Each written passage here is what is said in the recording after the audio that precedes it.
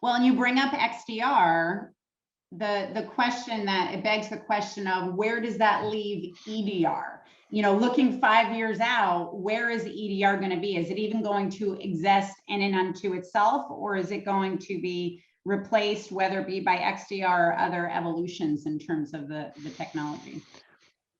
So when I was leaving Gartner, and I'll explain why I'm starting there. When I was leaving Gartner, I was trying to formulate some lessons to write my final blog in 2019. And I thought, what is the number one lesson I learned after being an analyst for almost 8 years? And my number one lesson was that IT inertia is a really powerful force.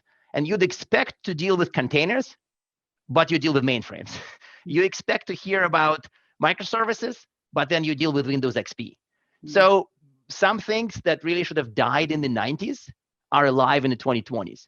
The reason I'm bringing this up is that prediction is kind of hard, but it's probably pretty safe to predict that some of the past would exist in the future.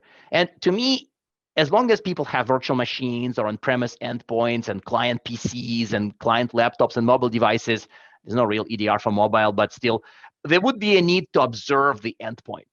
So to me, this type of mission of observing the endpoint would remain. Whether we would call it EDR or some other type of technology, or would it be part of the extended detection and response stack, that I don't know.